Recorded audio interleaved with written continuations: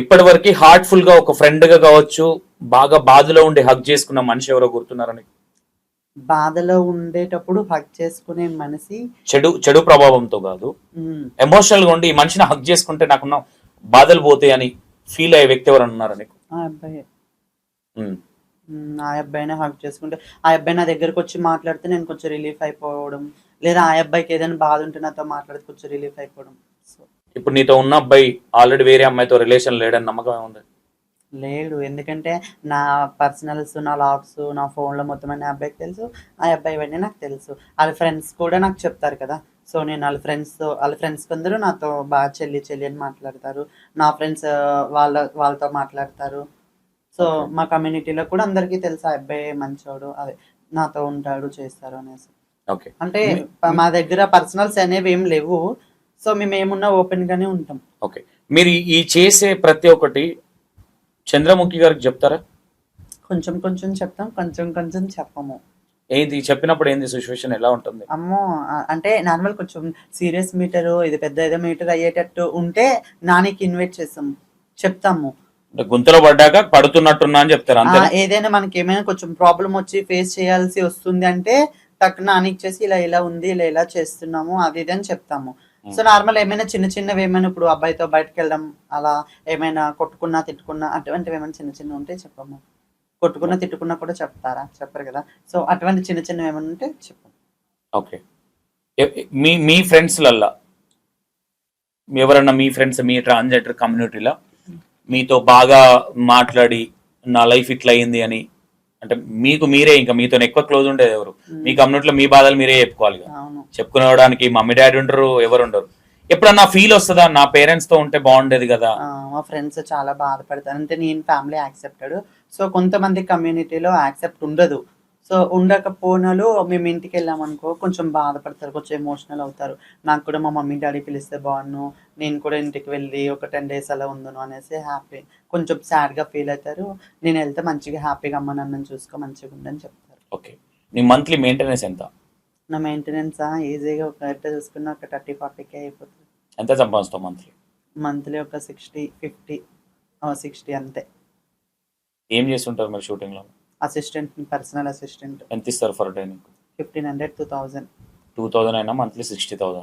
దాంట్లో అటు ఇటు పోవన్నా నీకు ఎంత చార్జెస్ మొత్తం మేడమ్స్ వే, అదే వెహికల్స్ రెగ్యులర్ గా ఉండదు కదా వర్క్ అది. సో రెగ్యులర్ ఉంటుంది మనకి. నాకు షూటింగ్స్ గ్రూప్స్ ఒక 3-4 ఉన్నాయి. సో అందులో ఏమైనా మేకప్ అసిస్టెంట్ అన్నా, పర్సనల్ అసిస్టెంట్ అయినా ఏమైనా కావాలి అని అంటారు. సో మనకి ఏమైనా ఉంటే వెళ్ళిపోవచ్చు. నేను వీక్లీ ఈజీగా చూసుకున్న ఒక 5 days నేను షూటింగ్కి వెళ్తాను. ఖాళీగా ఉన్నప్పుడు ఏం చేస్తుంటారు? ఖాళీగా ఉన్నప్పుడు ఊరి మీద తిరుగుతా. నాకు షాపింగ్ చేయడం, బయట తిరగడం అంటే చాలా ఇష్టం. డబ్బులన్నీ ఏం చేస్తావు? డబ్బులన్నా నాకు ఎక్కువ నచ్చితే నా రూమ్ రెంట్, నాకు ఏమైనా పర్సనల్ ఇంకేమైనా ఉంటే అవి తీసి పక్కన పెట్టేసుకుంటా. మిగతావన్నీ నా ఎంజాయ్మెంట్, నా మెయింటెనెన్స్ ఏమైనా ఏముంటది ఎంజాయ్మెంట్ ప్రొడక్ట్స్. అంటే? అంటే నేను ఇప్పుడు బయటకు వెళ్ళాను అనుకో, నేను ఇప్పుడు బయటకు వెళ్ళాను అనుకో, షాపింగ్లో ఏమైనా డ్రెస్ నచ్చింది అనుకో కొనేసుకుంటా. సో అలా. సో పబ్స్ అంటారా, రేరు వెళ్తా, పబ్స్కి వెళ్తా వీకెండ్స్లో, రేరు నా ఫ్రెండ్స్తో వెళ్తా. సో అబ్బాయిని తీసుకుని వెళ్తావా? అబ్బాయిని తీసుకొని వెళ్తా. ఏమేమి డాన్స్ వేస్తావు వెళ్ళాక? ఏం డాన్స్ వేస్తాం నార్మల్. పెగ్ వేయక ముందుకి ఏ డాన్స్ వేస్తావు, వేసినాక ఏ డాన్స్ వేస్తావు? పెగ్ వేయకముందు వేసిన తర్వాత రెండింటికి ఒకే డాన్స్ వేస్తాను నేనైతే. ఓకే. కాదు, ఇప్పుడు మీరు ఎక్కడ అబ్బాయి అనే ఎక్కడ అనిపించట్లేదు అసలు. ఫేస్ ఎంత అబ్జర్వేషన్ చేసినా ఫేస్ మొత్తం ఒక అమ్మాయి ఉన్నట్టే ఉంది. ఇదంతా ఈ ఆపరేషన్ వల్లనేనా సాధ్యం? ఎవ్రీ మంత్ ఏమైనా మెయింటెనెన్స్ ఉంటుందా, టాబ్లెట్స్ అట్లా? టాబ్లెట్స్, ఇంజెక్షన్స్ గట్రా నేను ఇప్పుడు వచ్చి ఏం తీసుకోలేదు. సో ఆపరేషన్ అవ్వడం వల్లే చాలా బెనిఫిట్స్ వచ్చాయి. అంటే అమ్మాయిలకు ఫేస్ కట్ రావడం, సో చాలా చేంజెస్ వచ్చాయి. ఓకే. అప్పటి ఫొటోస్ ఉన్నాయా నీ దగ్గర?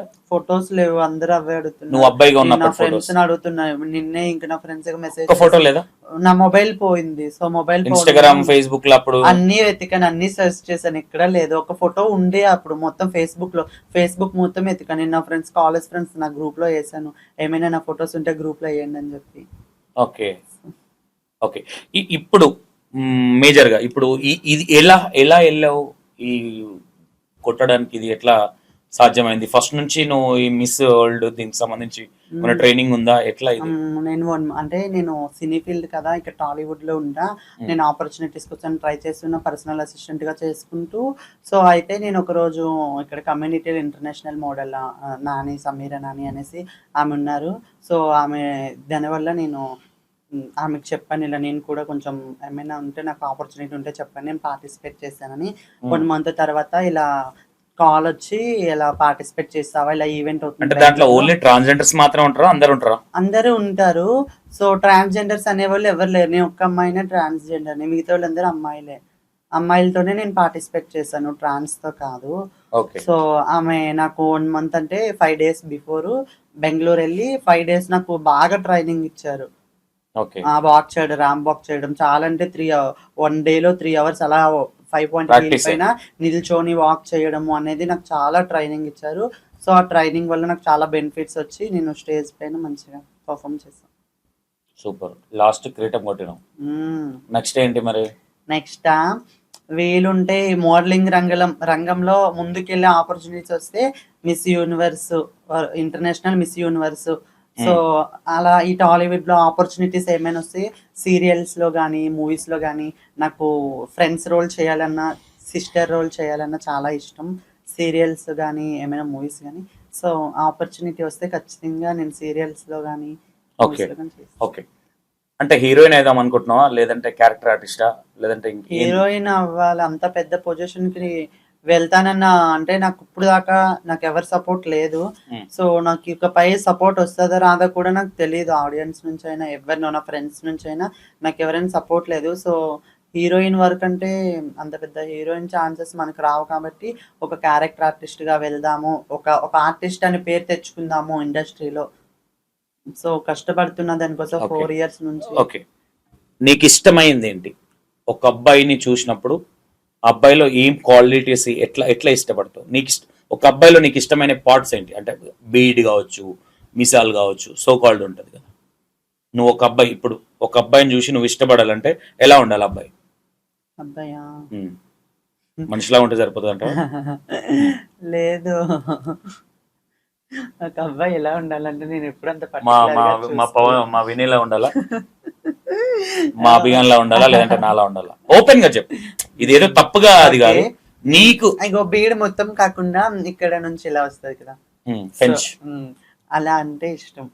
తొందరగా చేపించుకోరా అభిగా. అలా అంటే ఇష్టం. కొంచెం చుట్టపక్కల మీకులాగా గ్రహించిరా గడ్డం అందుకే ఎక్కువ వేస్తున్నా, కనిపించద్దు, డింపుల్ గా కనిపించద్దు అని. ఎందుకని అలా బాగుంటారు. ఫ్యాన్స్ ఎక్కువైపోయారు ఈ మధ్య నాకు. సో అలా డింపుల్ ఉండేటోళ్ళన్నా ఇష్టం. ఓకే. నీకు ఒక అబ్బాయిలో క్వాలిటీ ఎలా ఉండాలనుకుంటావు? నీకుండే బాయ్ ఫ్రెండ్ కావచ్చు, నీతో ఉండే ఫ్రెండ్ కావచ్చు, ఏదైనా తప్పు చేసినప్పుడు కోప్పడుతుండాలా, లేదంటే ఏం చేసినా నువ్వే తోపు, నువ్వే తురుము, ఈ కైండ్ ఆఫ్ థింకింగ్ లో ఉండాలనుకుంటావు?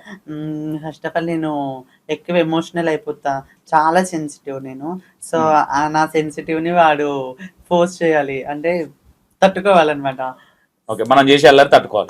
నేను చేసే అల్లరి తట్టుకోవాలి. నా ఊరికినే పిల్లకలు టచ్ అయిపోయాడు కోపం వచ్చేసింది.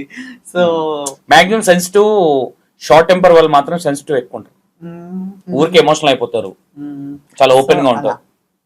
అంతే కదా? నేను ఎంత కొట్టినా వాడు వద్దులే, ఎందుకు పడాలి, ఎంత కొట్టినా పడేటట్టుంటే. పడుతున్నాడా ఇప్పుడు? ఆయన కొడుతున్నావు గట్టిగా? ఆయన కొడుతున్నా, నువ్వు కొడుతున్నావు? నేనే కొడుతా. ఓకే.